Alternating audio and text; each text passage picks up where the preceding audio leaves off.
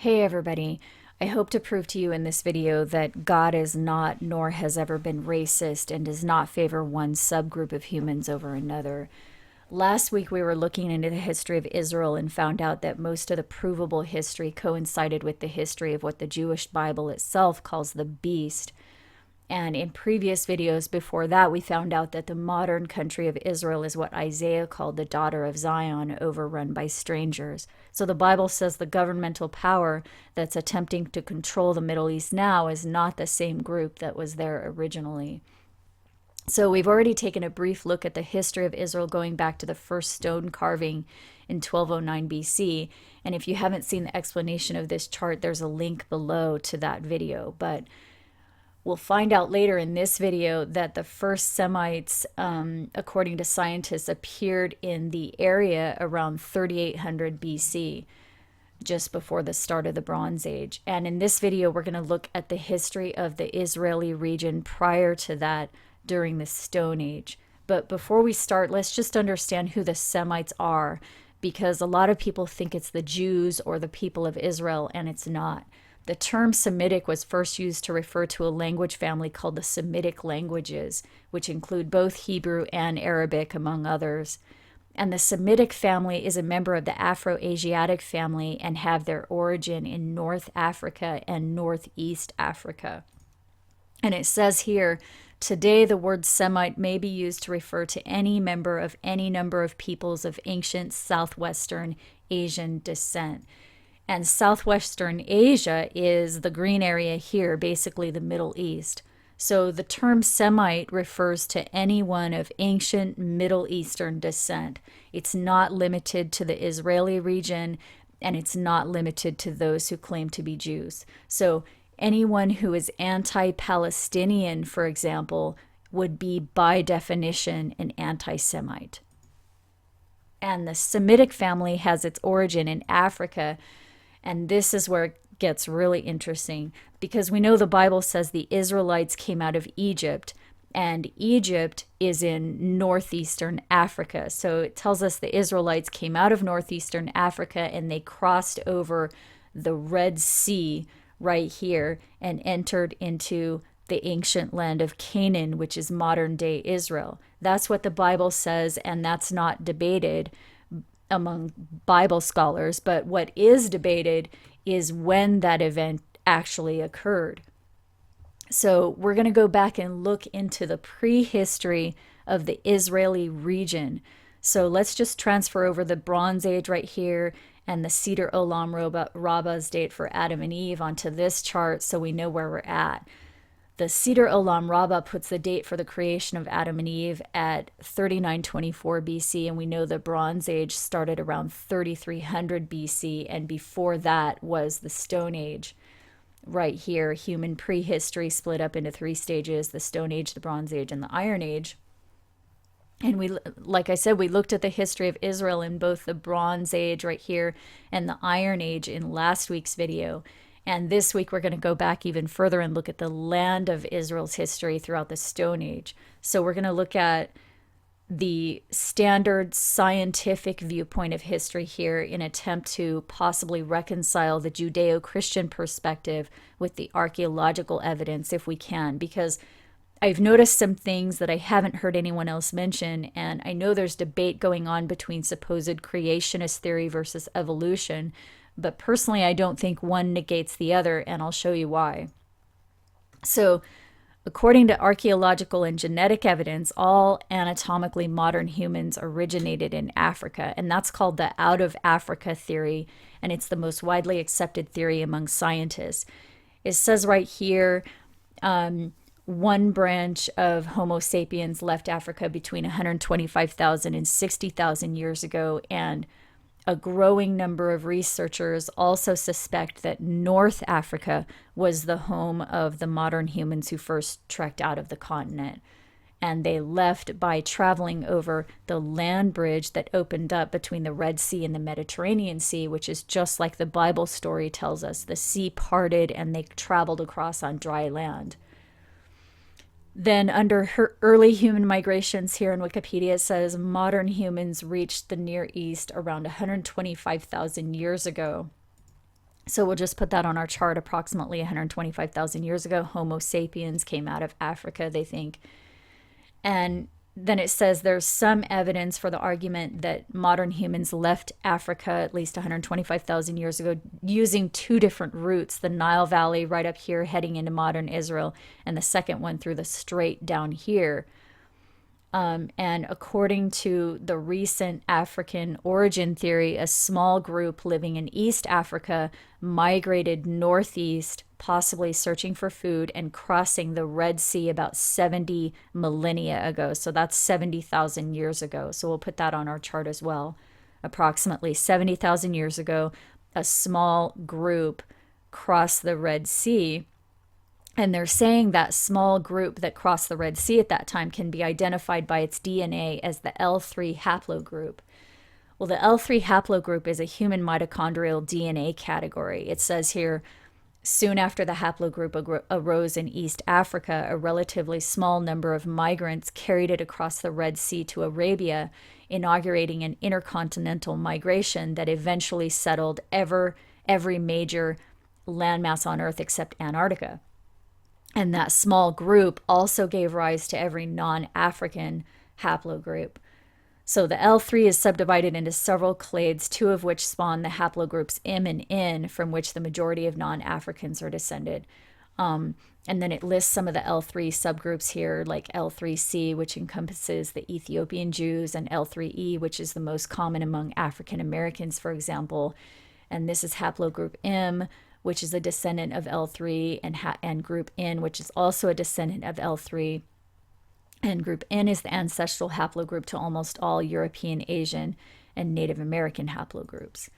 So this is a map of the mitochondrial DNA groups right here and their migrations throughout history, which shows that all of humanity descended from the L3, which came out of Africa.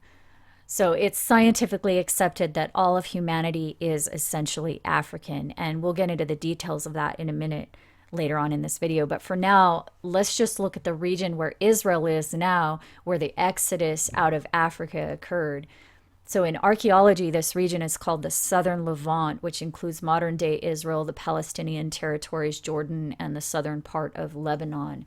And it says that during the Neogene period, it was one of the major dispersal routes for hominins moving out of Africa into the rest of the world. So the Neogene period was between 23 million and 2.5 million years ago. So we'll just put that on our chart right here.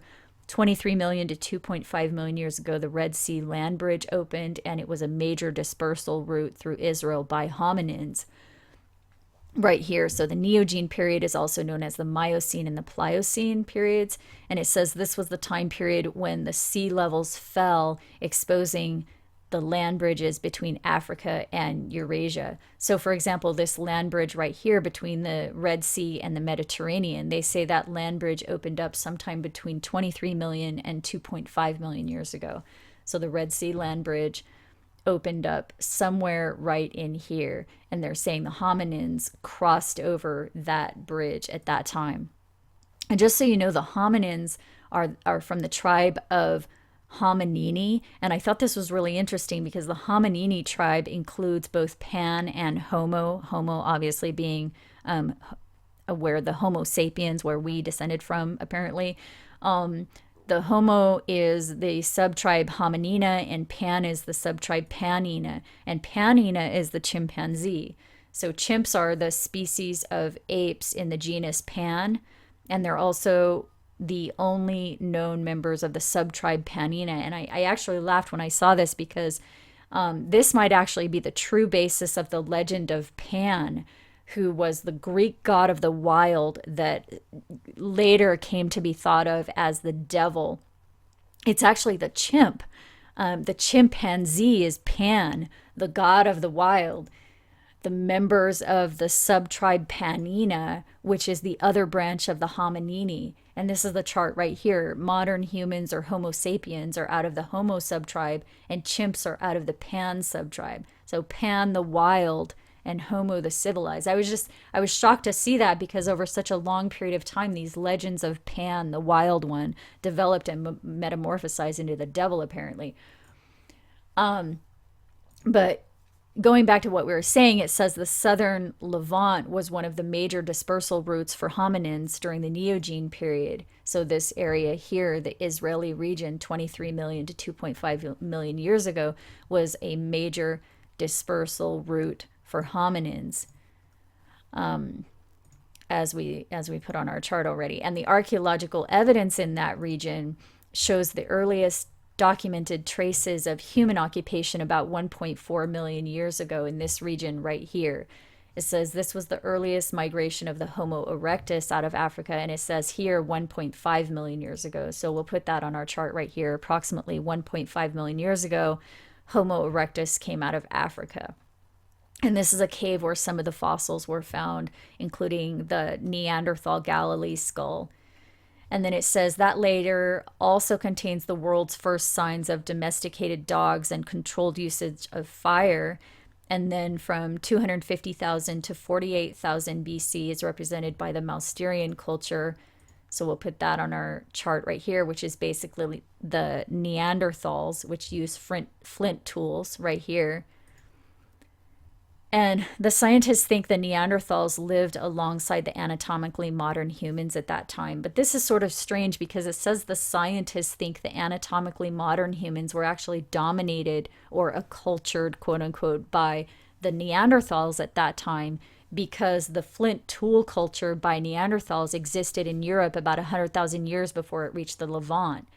And modern humans originated in Africa, and they were coming out through that Levant region. So this is a map of the area right here. You can see the Neanderthal fossils are represented by a star, and the modern humans in relation with Mousterian lithic are represented by an asterisk right here. So you can see where they were. And I guess the archaeological evidence indicates that Neanderthals were using flint tools in Europe 100,000 years before modern humans started using them in the Levant region right here. And they think the modern humans were accultured or taught the Neanderthal ways, which kind of seem backward to me. I mean, we know that both the Neanderthals and the modern humans came out of Africa, but it just seems like the modern humans would be more sophisticated than the Neanderthals. But apparently,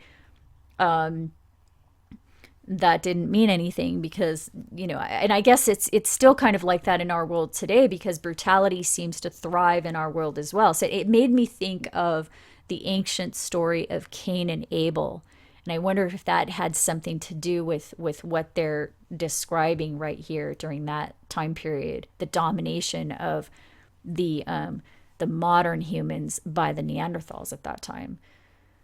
But anyway, in the Levant region from 18,000 BC to 12,500 BC, it says the bow and arrow appeared. And then from 12,500 BC until 9,500 BC, the development of sedentism, which is basically just means they began settling down and staying permanently in one place at that time instead of being nomadic.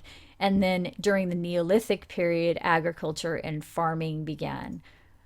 Which is from 10,200 BC until around 2000 BC. So we'll just put that on our chart as well. Approximately 10,000 BC to 2000, agriculture and farming developed in that region.